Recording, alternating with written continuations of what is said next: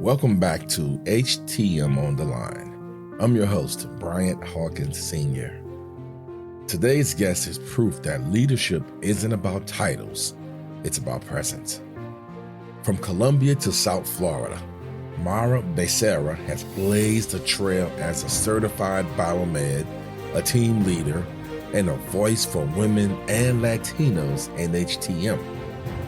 Her story? It's bold, it's real, and it's exactly what the industry needs. Let's get into it.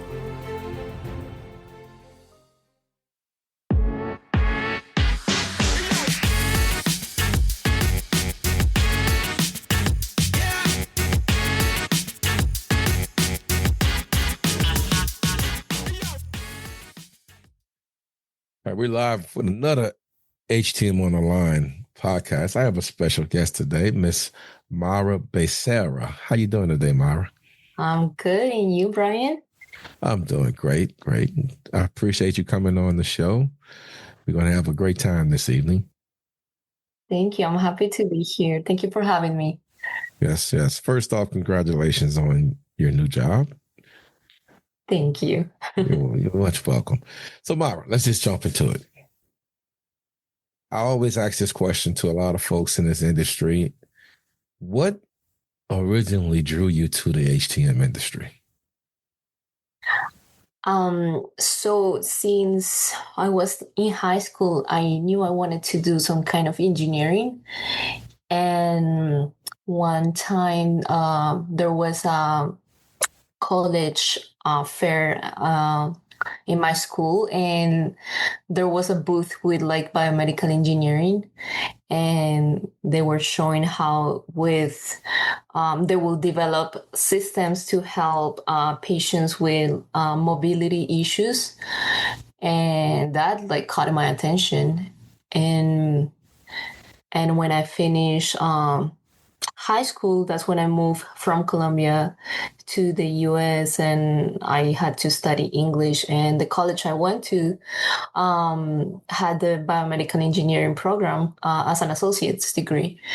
And I looked at the classes and I'm like, oh, that's interesting. It's like a lot of electronics and numbers. And so that's how, part of that. And also my mom, she wanted me to be like a nurse or a doctor. And I'm like, no, I cannot see needles. I don't like blood. But this was the closest thing to that as well. So I think it was just a perfect fit for me. Yes. And next time you see your mom, tell her I said hello. Your mom is such a joy. I remember her from the FBS. Hopefully she'll remember me. It's funny. Like she always has like friends of mine. Like, oh, please tell your mom we say hi. Yeah. she's a cute person.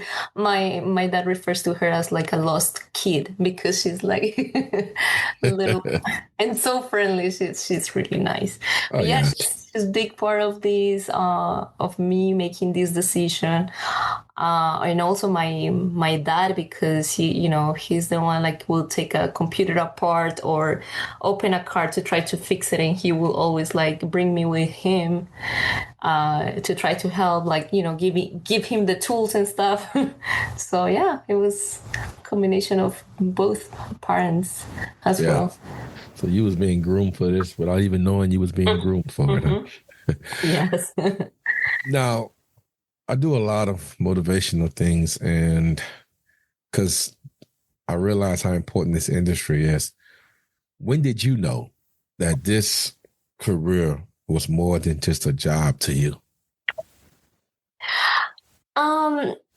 I think, well, honestly, since I saw that the biomedical booth, it ignites something in me, like how with engineering we can help patients or sick people. And that already was like, I was growing like a passion for it. So I think since the beginning, I knew it was going to be like a career for me. Great. Now, I noticed you have CBET behind your name, so I'm assuming you're a certified biomedical equipment technician. Yes. So, what made you want to pursue getting that CBET? Um, so before I got my first job, I saw it somewhere, and I was like, maybe if I get my CBET, I have more chances to get a job as soon as I finish school. So I started looking into it, but then I realized like, no, you need 2 experience in the field to do it, and I was like, oh no. So I waited. But then at the same time, that's when I was doing my bachelor's, and I took it. Like I had a supervisor that he was like encouraging me to take the CBET, and I took it without studying much, and I failed it the first time, and I was like, I cannot do this because I was, doing my bachelor's, like taking classes for that. And I tried to do the CBET, and you need to study, or I needed to study. I don't know if it was because I only had the 2 years of experience in the field, but I knew I needed to study. So 6 months later, I decided to put on hold the classes for my bachelor's, and then I just focused on studying for the CBET. And that's when I passed the exam, and I took it at a FBS conference. They had the option to do it there, Mm-hmm.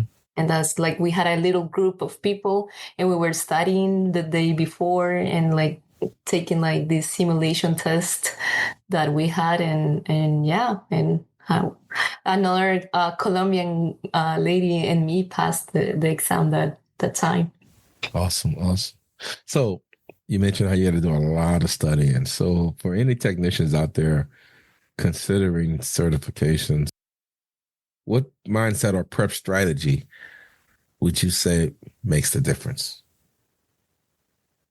Study. You can take the class that is offered by Amy. When I took it, it was offered by somebody else. I can remember, but yes, but they give you a good guide. Like they break it down by topics, and they explain to you. And I actually learned a lot in the class, not only to pass my CBET exam, but like things that I applied at, in my job. And even now, like there were some radiology stuff in that's all I knew about radiology. And now look at me, a manager for imaging team. So yeah, so I encourage them like to take that class, or if it's, sometimes like money could be a problem to take that class, but find people that may have studying materials that are I'm not sure if there is a book, but I remember I got a book, like a book that had all the like information to study and stuff. So Actually, this question, you mentioned you was from Colombia. I don't know why I thought about the movie Colombiana. It just popped in my head. But so, as a Latina in HTM, what leadership qualities do you lean on to make your presence felt? Because I know you almost like you got a Latina, even though you live in South Florida. So I wouldn't say you're a minority in that aspect, but you're a female, meaning not many females in the industry. So what leadership qualities do you lean on to make your presence felt? Because even though you're in small stature, you have a big presence. What leadership qualities do you lean on? so as a Latina, it's funny because there was a joke last week. I was talking to somebody, and they mentioned, oh, I told them I was Colombian, and they're like, oh yeah, my ex is Colombian. I'm like, why is everybody's ex is Colombian? Not like their current girlfriend or whatever. No, because you guys are, strong headed and stuff. And I'm like, yes, we could be like sometimes strong with our ideas, and like I had my interview recently, and I'm a nice person. I talk to people nice, and I encourage them. Even like if I'm having some trouble to get them do their job, I approach them like in a nice way, and I try to encourage them.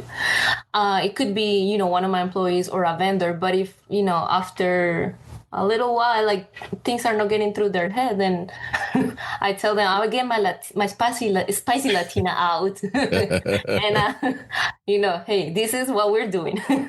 So yes, we could. I can be strong if I have to, but for me to get to that, it takes a while. Yes, yes. Yes. Now, what can you think of that's something that you do as a leader that's quiet? People don't always see it, but it matters the most. If you had Just connecting with them in a more personal level, like to really care about them. Something as simple as how was your night, or how's your morning going, how's your family. Just show them that you really care about them, not just on a professional level, but also like in a personal level, because everybody has something going on in their lives. And an employee could be performing poorly because something is going on in their lives. And it's better if if you know them on a personal level, to understand that and maybe help them to see if you can help them with whatever issue they're having outside, so they can perform better at the workplace. Yeah, exactly. That's a great answer there.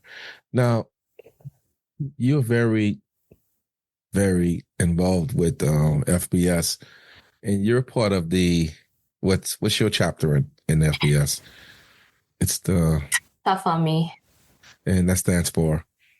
So South Florida Medical Instrumentation. Okay, great. Yeah, And so y'all it's have a pretty big group. How many people y'all have in your group? So in South Florida, we have we usually range between like 50 and 60 members. Yes, and when we do the meetings, we usually have like an average of 30 attendings. Awesome. No. Yeah. Now, the fact you're part of that association, do you feel a responsibility to represent something bigger than yourself in this industry? Yes, I do. I was a very shy person, and then the my husband, now husband, I think he saw a potential in me. He's like, you're a Latina, female in a male dominated industry. We need to put you out there to, so you can encourage more females and the minority to get in this industry. You love it so much, like why not put that out there? I was a little hesitant because I'm like, I'm not good with cameras and videos and stuff. But, I was like, what?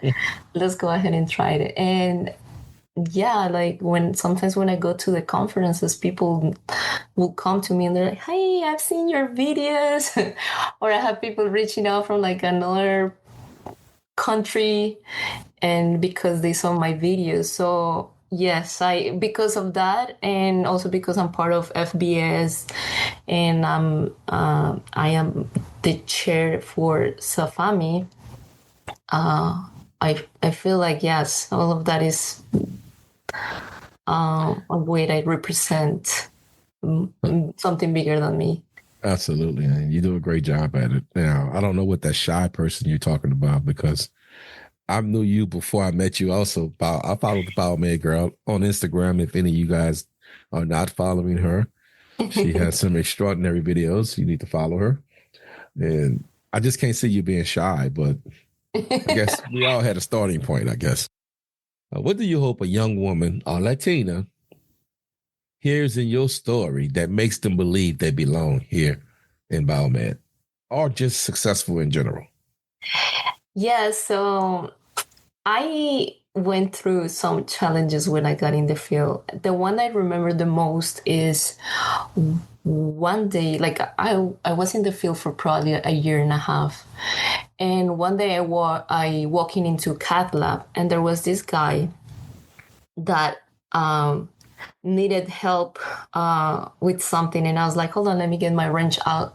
And he's like, you have tools, you're a girl and you know how to use that tool? And I'm like, I look at him like, are you being serious? Are you being sarcastic? Like, what's going on?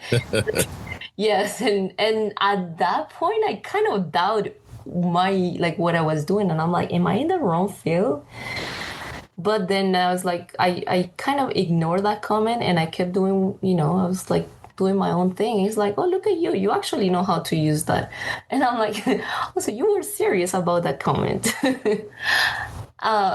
Yeah, so at that moment I had a doubt. But then I was like, I felt like I had to prove that yes, a woman can use tools, a woman can engineer, a woman Yes. can be, yes. So if you have ever felt like, if they ever feel like they don't belong because of somebody else's comment, don't listen to that. Just listen to your instincts, to what you believe. Yes. Yes.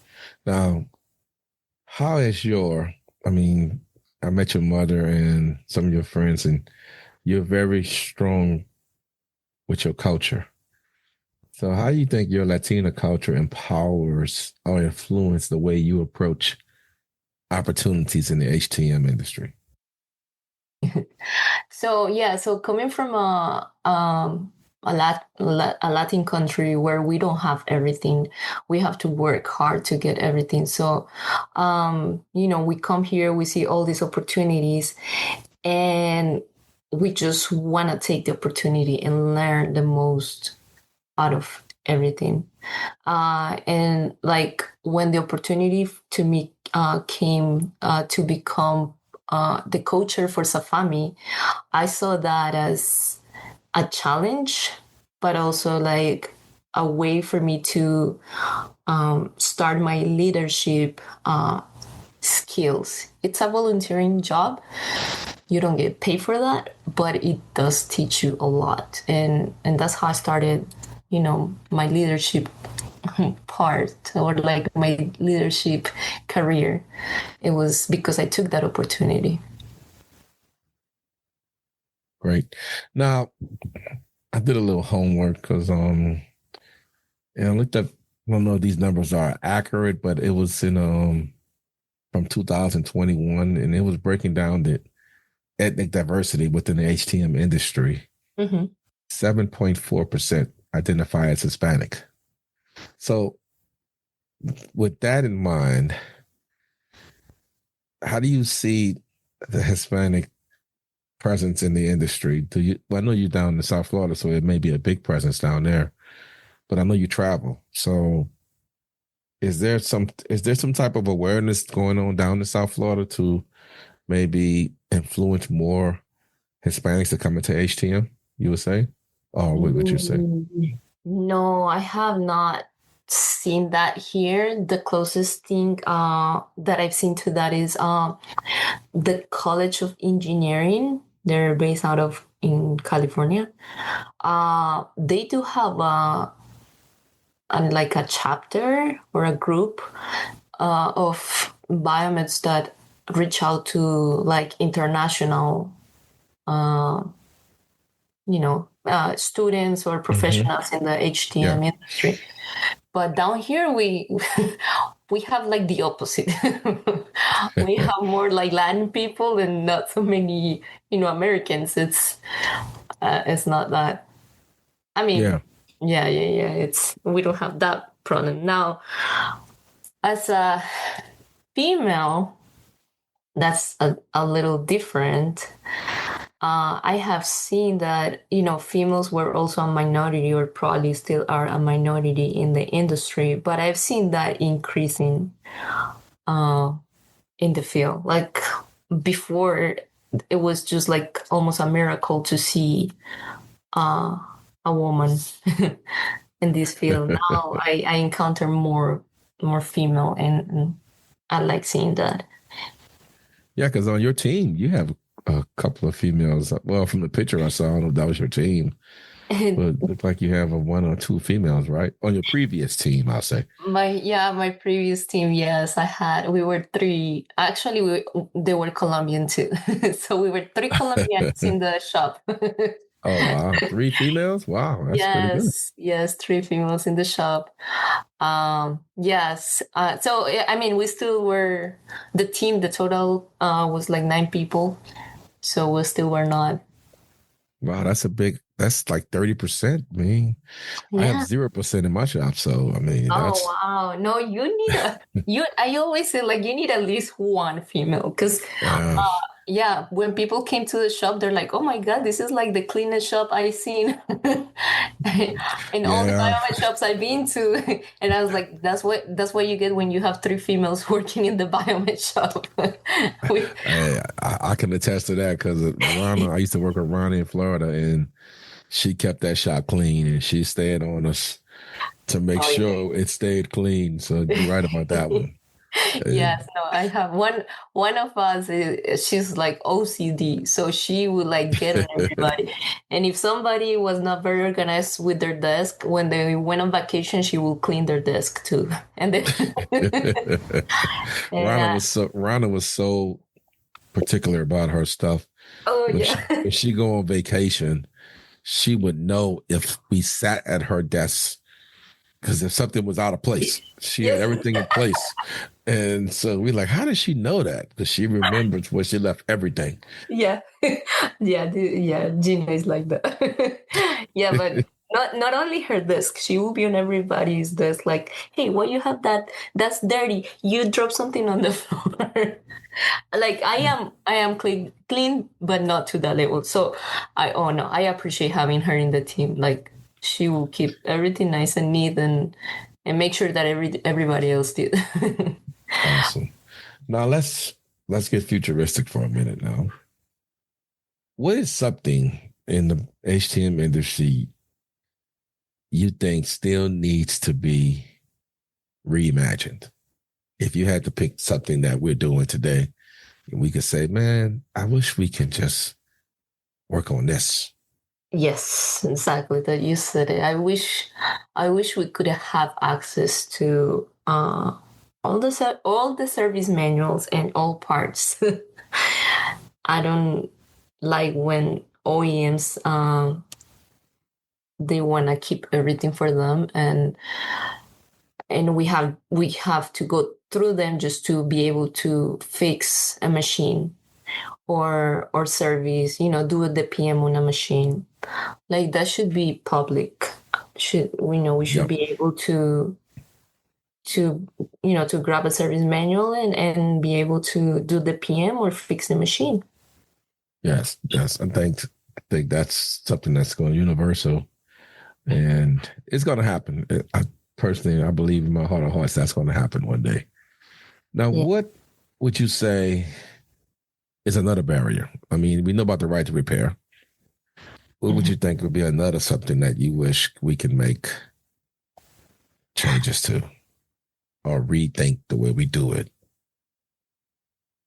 Um, Sometimes some hospitals limit us on accessing certain systems because of cybersecurity and stuff. And Mm-hmm. many times we need softwares, we need this, we need just something as simple as access to a flash drive. And it's not impossible, but it's very challenging for us. And we should just like be part of that team and just to it will be nice to have that because it makes our job more difficult, the fact that we don't have those access or Let's switch gears a little here. okay. Who mentored you in this industry? I know we all had someone that took Yeah, us in. Who would you say was your mentor in this I industry? so I have two, well, maybe three mentors.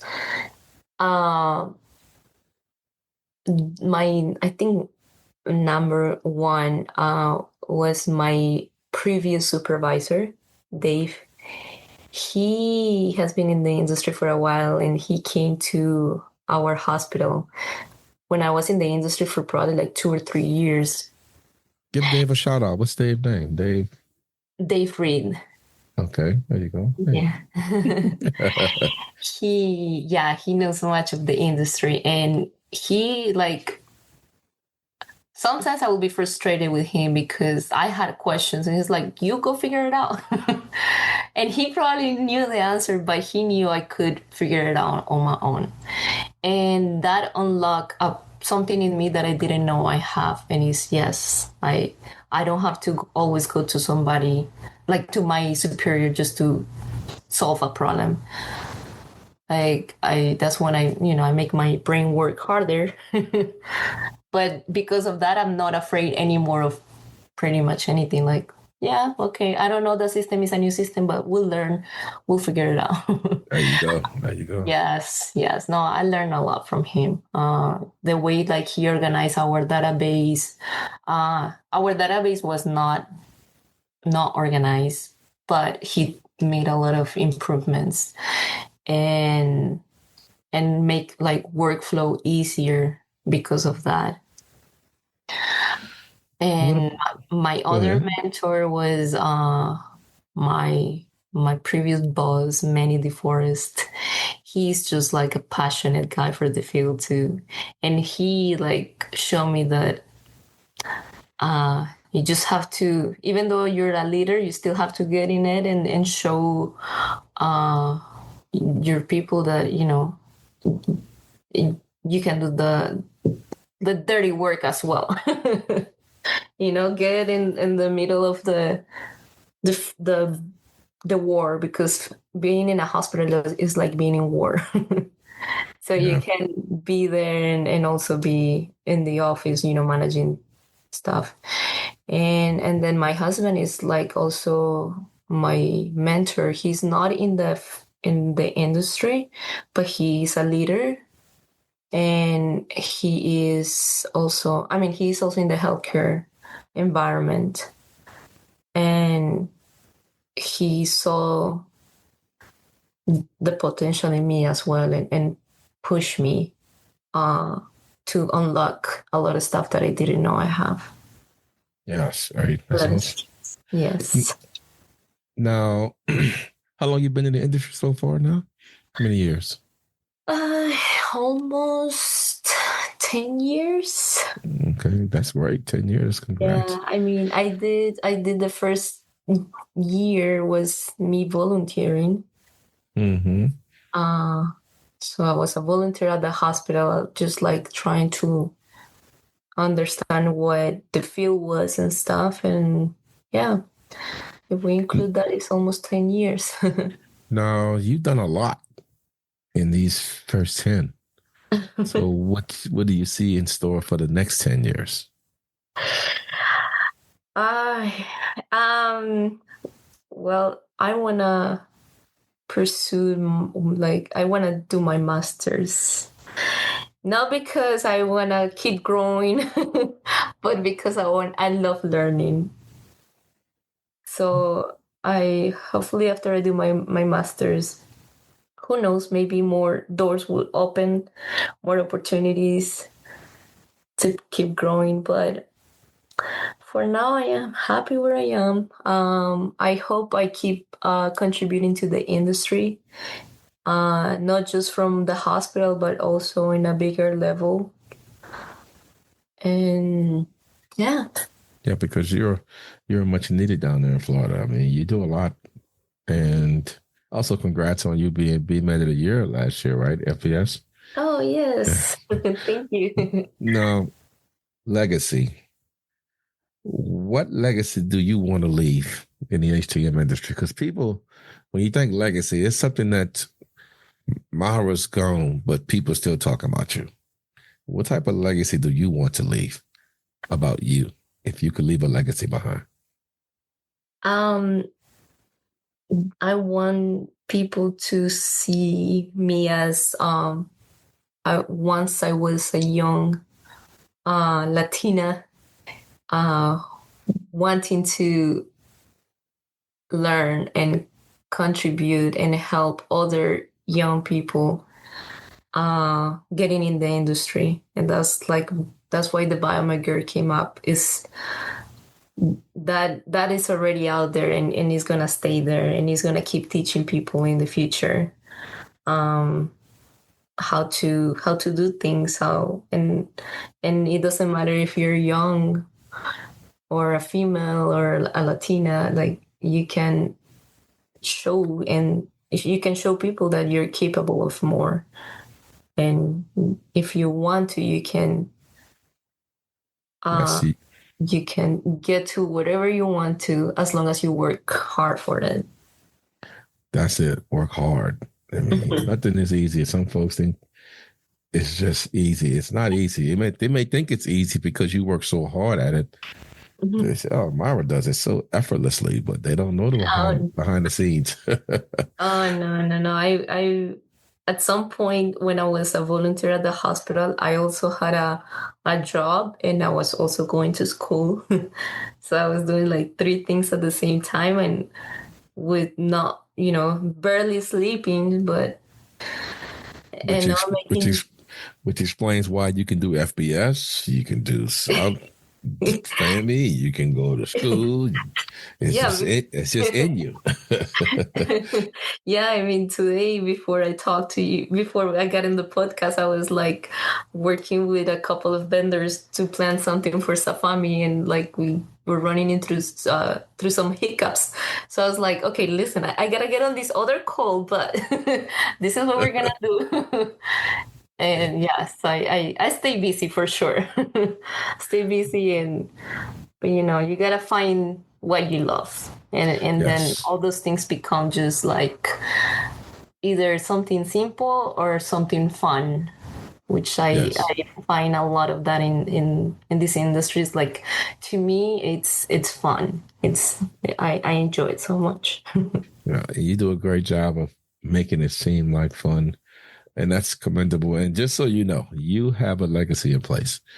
And I guarantee you, if you go back to your old job and ask them about you, they're probably still talking about you. And that's an attribute to your hard work. And I commend you for that. Now, I always ask these questions at the end of the podcast, and I'll ask you to these questions also.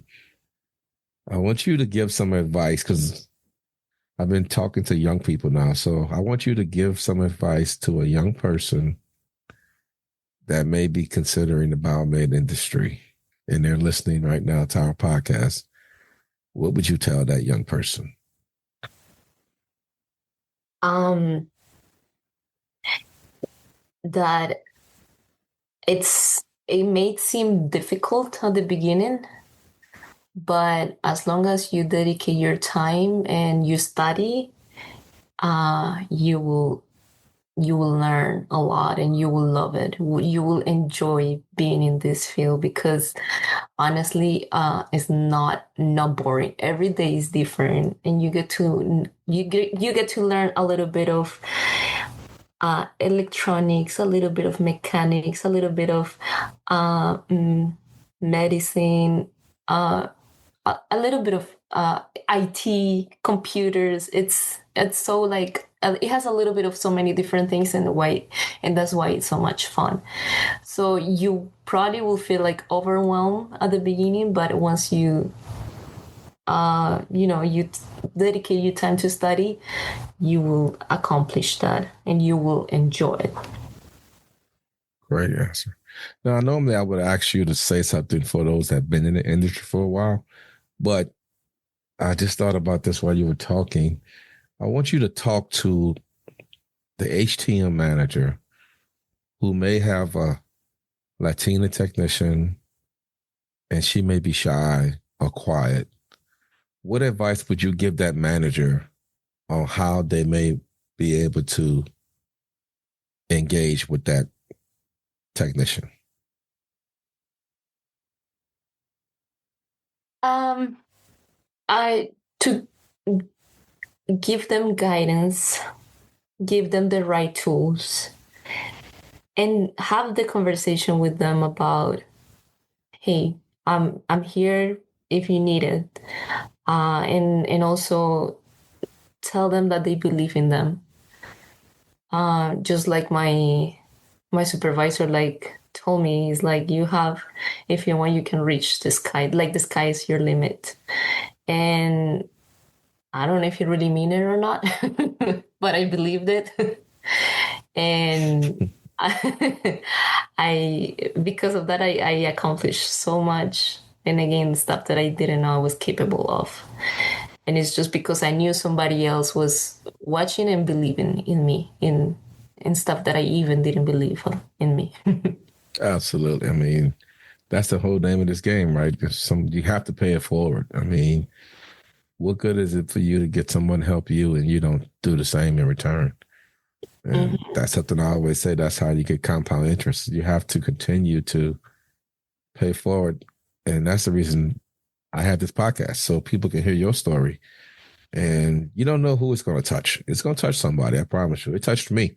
So Yeah. I know it's going to touch someone. And keep doing the great things you're doing, Mayra. I mean, it's noticed, and you're very much so necessary and appreciated from afar. So I can guarantee you the ones you work shoulder to shoulder with appreciate you. And I could tell by the pictures from your going away festivities that you are very much loved, cherished, and admired. So congratulations on all the great things you're doing, and keep up the good work.